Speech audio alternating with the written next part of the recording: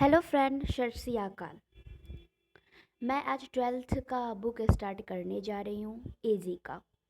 तो जो स्टूडेंट इस बार 11th से 12th में आए हैं उन्हें सिलेबस कंप्लीट करने भी तो ज़रूरी है। और जो स्टूडेंट इस बार 12th का एग्ज़ाम दे चुके हैं उनको एंट्रेंस एग्ज़ाम में इनसे ही रिलेटेड क्वेश्चन पूछे जाने वाले हैं। तो आप लोग, मैं कोशिश करूँगी कि मैं ये टोटल बुक को कवर कर पाऊँगी।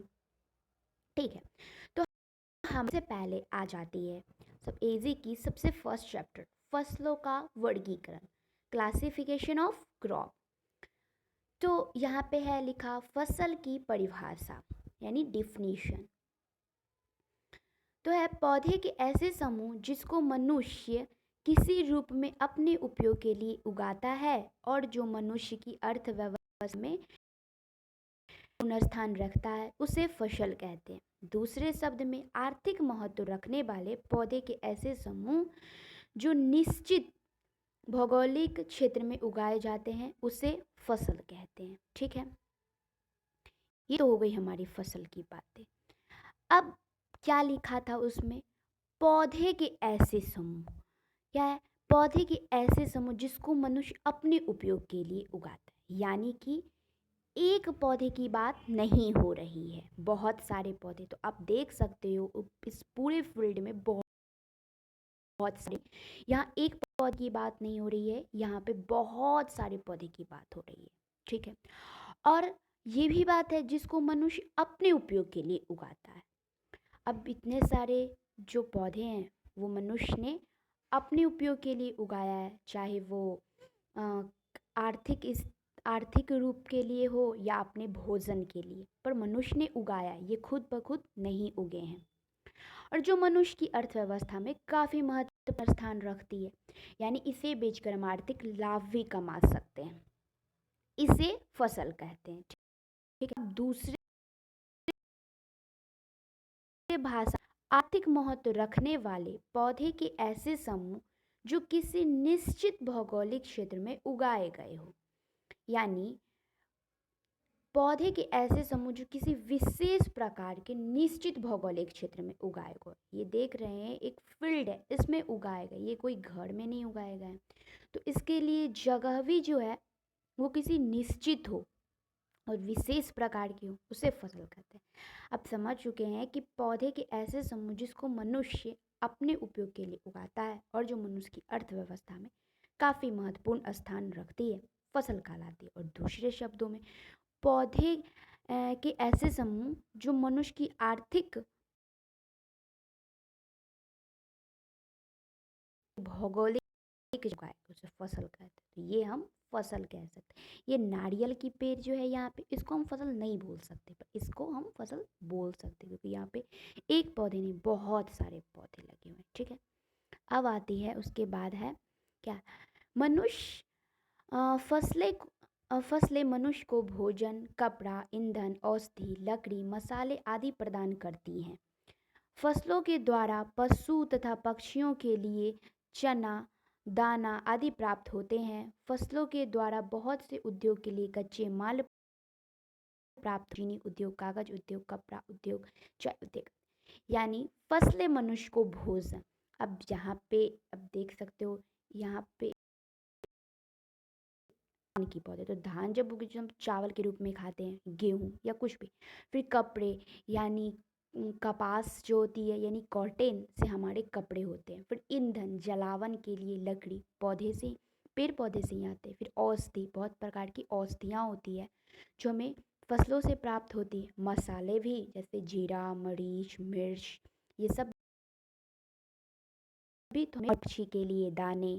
फिर पशुओं के लिए भी जो जैसे बरसीम या चारे वाले फसल होते हैं वो सब भी तो फसल ही होते हैं। ठीक है, उसके बाद है फल के बहुत से उद्योग के लिए कच्चे माल। अब जैसे हम सॉस खाते हैं, टमाटो सॉस, तो टमाटो सॉस किससे बनते हैं? तो वो बनते तो वैसे तो उद्योग से है, पर वो उनके लिए जो कच्चे माल होते हैं यानी कि टमाटर, वो हमारे फसल से ही आते हैं। ठीक है, अब समझ गए। जैसे चीनी के लिए मुझे शुगर कैन यानी कि ईख की ज़रूरत होती है, वो भी हमें फसल से ही प्राप्त होते हैं। अब है पौधे का सबसे महत्वपूर्ण कार्य वातावरण से कार्बन डाइऑक्साइड लेना तथा ऑक्सीजन एवं ऊर्जा मनुष्य को प्रदान करना है। ऑक्सीजन के बिना प्राणियों का जीवन संभव नहीं है।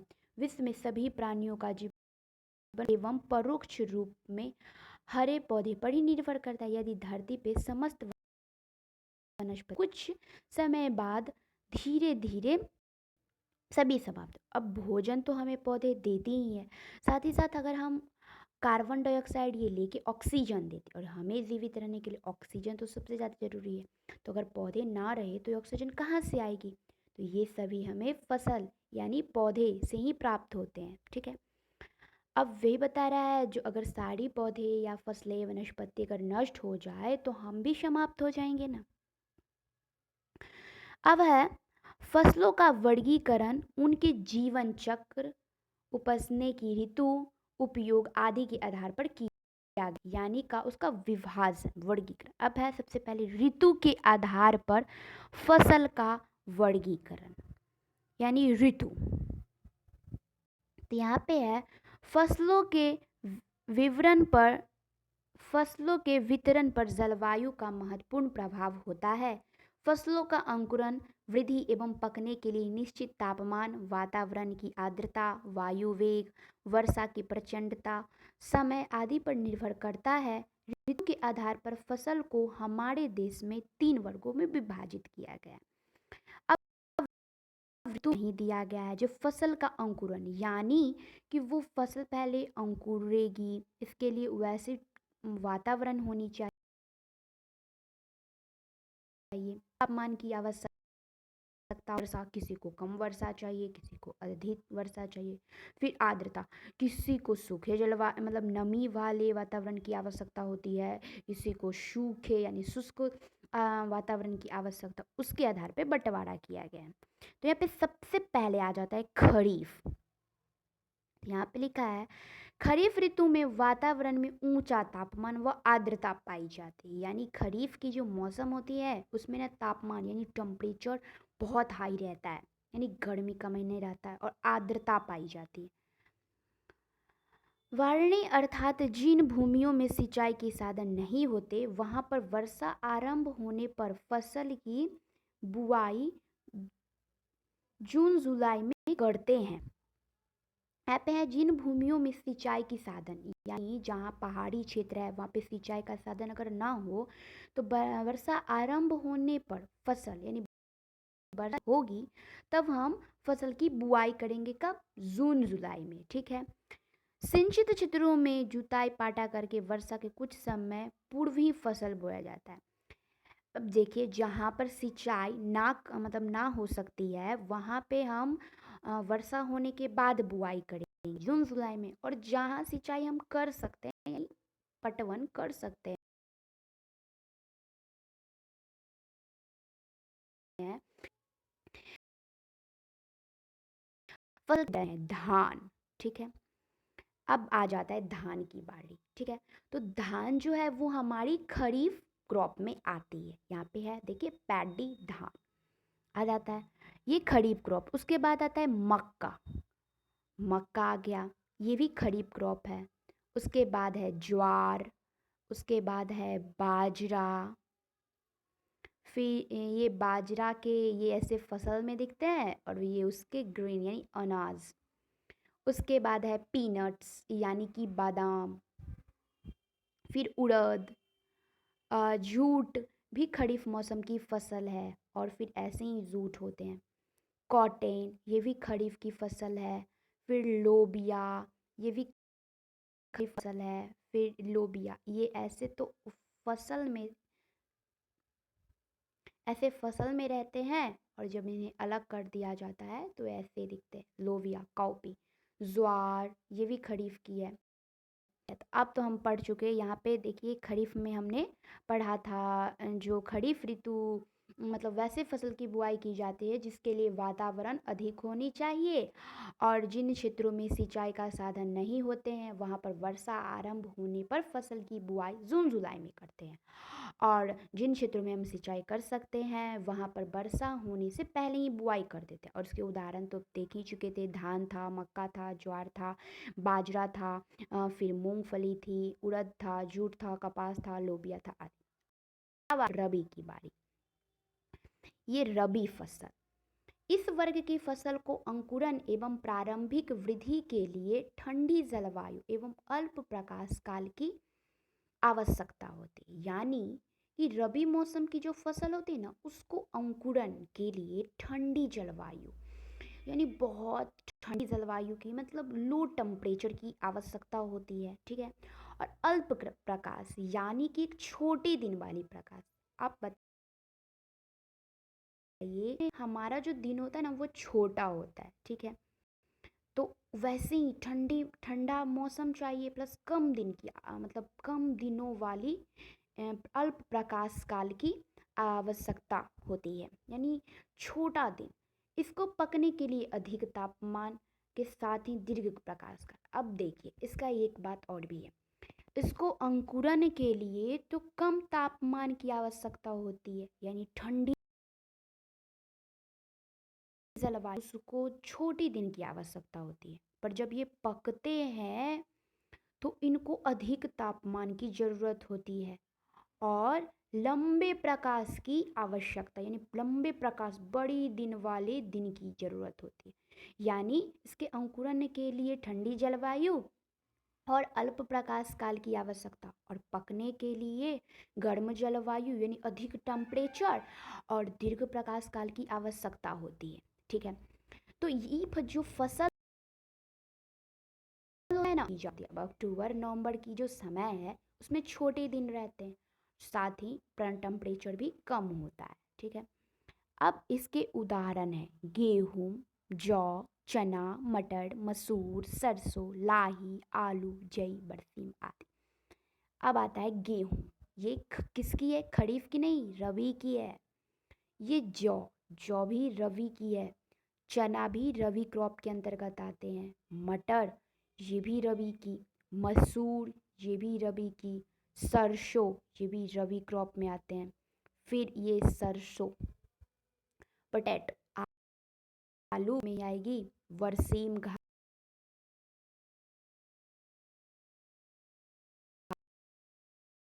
ठीक है।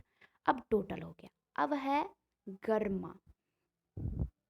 तो गर्मा फसल यानी कि समर। तो इस वर्ग की फसल से अधिक तापमान एवं अधिक अधिक प्रकाश काल में वृद्धि होती। यानी पहले वाले को क्या था, पहले खरीफ जो क्रॉप थी उसको क्या था, खरीफ जो क्रॉप थी उसको था जो अधिक तापमान की ज़रूरत थी और अधिक आर्द्रता की ज़रूरत थी, और उसकी बुआई वैसे क्षेत्र में जहाँ पे सिंचाई करने की व्यवस्था नहीं है, वहाँ पर वर्षा होने के बाद बुआई करते। ऐसे क्षेत्र जहाँ पर सिंचाई करने की व्यवस्था थी वहाँ पर उसकी बुआई वर्षा होने के पहले कर दी जाती थी, यानी उसकी बुआई जून जुलाई में की जाती थी। ठीक है। उसके बाद आया था रबी। तो रबी में क्या था, इसके लिए ठंडी जलवायु की आवश्यकता थी अंकुरन के लिए, और साथ ही साथ छोटे दिन की आवश्यकता थी। पर जब ये पकने की समय आती थी तो उन्हें अधिक तापमान की और लंबे दिन की आवश्यकता थी, और इसकी बुआई अक्टूबर नवंबर में की जाती थी। अब आती है बारी गर्मा की। गर्मा में है इस ऋतु की फसल को अधिक तापमान, यानी इसको अधिक तापमान की जरूरत भी हो और लंबे अधिक प्रकाश काल की आवश्यकता भी, यानी कि उसको तापमान भी अधिक चाहिए और लंबा दिन भी चाहिए। इन फसलों में सूखा, गर्म हवा एवं लू सहने की क्षमता पाई जाती है। यानी ये जो फसल होते हैं इन्हें सूखा, गर्म हवा सहने की क्षमता पाई जाती है, सह सकते हैं, कोई फर्क नहीं पड़ता इनको। इन फसलों को फरवरी मार्च में बोया जाता है। अब टाइम ही देखिए, फरवरी मार्च में, फरवरी में तो थोड़ी ठंडी रहती है पर मार्च में तो बहुत ही सूखा वातावरण रहता है। उस समय इसकी बुआई की जाती है। जैसे धान, अब धान जो है ना वो खरीफ में भी बोई जाती है और गर्मा में भी। अब है मूंग, उड़द, खरबूजा, तरबूजा, सूर्यमुखी, लोबिया। अब याद आया होगा फरवरी के महीने तो मार्च के महीने में हम लोग खरबूजा तरबूजा खाते। वैसे तो फरवरी चल रही है पर ठंडी लग रही है ना। और खरबूजा तरबूजा भी नहीं आया, लगता है आएगा मार्च तक।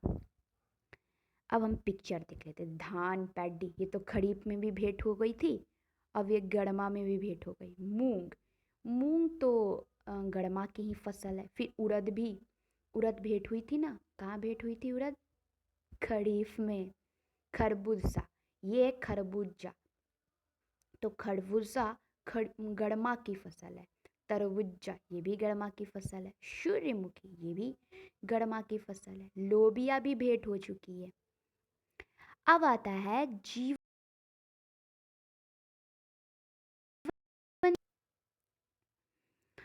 जीवन चक्र के आधार पर फसल करेगा। वो था क्या? ऋतु के आधार पर। और अब है जीवन चक्र के आधार पर फसल का वर्गीकरण करें। तो इसमें है जीवन चक्र के आधार पर फसल का वर्गीकरण, classification of crop on the base of life cycle. फसलें अपनी पूर्ण वृद्धि एवं विकास में समय लेगी, इस आधार पर इन्हें 3 वर्गों में विभाजित किया गया है। यानी कि फसल जितना टाइम लेती है अपनी डेवलप में यानी वृद्धि और ग्रोथ में, उतना ही जितना समय लेती है उसको हम लाइफ साइकिल, उसकी जीवन चक्र, उसी के आधार पर हम वर्गीकरण कर सकते हैं। एक वर्ग से, जैसे इस वर्ग की फसलें अपना 1 साल या इससे कम समय में पूरा कर लेती है। इस समय अवधि में उगने से लेकर पकने तक का समय सम्मिलित होता है। अब है कुछ फसलें होती वो अपना जीवन चक्र 1 ही साल में पूरा कर लेते हैं, ठीक है। इसमें कुछ फसल आए जैसे धान, गेहूं, ज्वार, बाजरा, उड़द, मूंग, चना, सरसों, सोयाबीन, पालक आदि। तो पालक, ये उसके बाद पिछले 2 में हो चुकी है, एक खरीफ में और एक गर्मा फसल में। अब एक वर्षीय में भी ये भेंट हो गई। गेहूं रबी में भेंट हुई थी और ये एक वर्षीय फसल भी है। ज्वार भी एक वर्षीय फसल है। बाजरा भी एक वर्षीय फसल है। सोयाबीन भी एक वर्षीय। ये सोयाबीन हम लोग घर में जो खाते हैं ना, इसे तेल निकाल करके जो बच जाता है उसी से वो सोयाबीन बनाया जाता, सब्जी में खाते हैं, पर असली सोयाबीन ये है, ठीक है। ये एक वर्षीय फसल है। अब आ गया द्विवर्षीय की बात। तो है द्विवर्षीय, इस वर्ग की फसलें प्रथम वर्ष में अपना वनस्पतिक वृद्धि करती है, पौधे में फूल एवं फल तथा बीज तैयार करते हैं। इस प्रकार ये अपना जीवन चक्र 2 साल में पूरा करते हैं, ठीक है। इसमें ये कहा गया कि द्विवर्षीय फसल, तो ऊपर वाला में था जो 1 वर्ष में ही अपना वनस्पतिक भी वृद्धि करती है और पक भी जाती है, उसे 1 वर्ष होता है। कुछ फसलें जो होते हैं ना वो 1 वर्ष में अपना वनस्पतिक यानी कि अपना तना, पत्ती, जड़ ये सब वृद्धि करती है, और दूसरे वर्ष में आके वो फूल यानी फ्लावर और फल और बीज तैयार करते हैं। यानी दूसरे वर्ष में जाकर वो फूल, फल और बीज तैयार करते हैं, और इस प्रकार ये अपना जीवन चक्र 2 साल में पूरा करते हैं। तो यहाँ पे आप देख सकते हो, यहाँ पे उदाहरण दिया गया है चुकंदर और प्याज। 3 ही महीने में मतलब तैयार हो जाती है, पर ऑप्शन तो दिया गया है। तो चुकंदर कौन सा है? द्विवर्षीय। और प्याज जब ऑप्शन था तो मैंने ले लिया, पर प्याज नहीं होगी क्योंकि प्याज 3 ही महीने में पककर तैयार हो जाती है। बहुवर्षीय की फसलें अपना जीवन चक्र 2 या 2 से अधिक समय में पूरा करते हैं। अब देखो पहले में क्या था, जो 1 वर्ष में ही अपना वृद्धि कर लेती है, पक भी जाती है, एकदम तैयार हो जाती है। तो जैसे धान, गेहूं, मक्का, बाजरा, उड़द, मूंग, पालक ये सब था। द्विवर्षीय में जो 1 वर्ष में अपना वनस्पतिक वृद्धि करती है और दूसरे वर्ष में जाके फल, फूल, बीज तैयार करती है, तो द्विवर्षीय फसल। अब बहुवर्षीय मतलब इस वर्ग की फसलें अपना जीवन चक्र 2 या दो से वर्ग के जो फसल होते हैं वो 2 या 2 से मतलब साल से अधिक दिनों तक अपना लाइफ साइकिल ही पूरा करते रहते हैं। ये अनेक वर्ष तक जीवित रहते, और ये नहीं कि 2 वर्ष के बाद मर जाते, जीवित जिंदा ही रहते। साथ ही एक वर्षीय द्विवर्षीय फसल के समान फूल एवं फल तथा बीज तैयार होने के बाद का जीवन चक्र रहता है। यानी कि ये मतलब ये द्विवर्षीय में है ना, जो ये 1 साल तक वनस्पतिक वृद्धि करते हैं और दूसरे वर्ष में जाकर फल फूल बीज देते हैं। पर बहुवर्षीय में नहीं होता, इनका वनस्पतिक वृद्धि भी होता है, फूल भी होते हैं, फल भी होते हैं, बीज भी होता है, फिर भी ये जीवित रहते हैं और इनका ये चक्र लगातार जारी रहता है, जैसे नेपियर घास और रिज्का आदि है। तो नेपियर घास की ये पिक्चर हो गई और ये हो गई रिज्का। ठीक है, ओके। तो मैंने यहाँ तक पढ़ा दिया है और अगले दिन हम पढ़ेंगे आर्थिक महत्व के आधार पर फसल का वर्गीकरण। ठीक है, तो मैं कोशिश करूँगी जो डेली आपकी बुक कंप्लीट मतलब डेली मैं रूटीन बना लूँ जिससे आपकी रोज़ पढ़ा सकूँ और आपकी बुक धीरे धीरे कंप्लीट हो सके। ओके, ठीक है, बाय।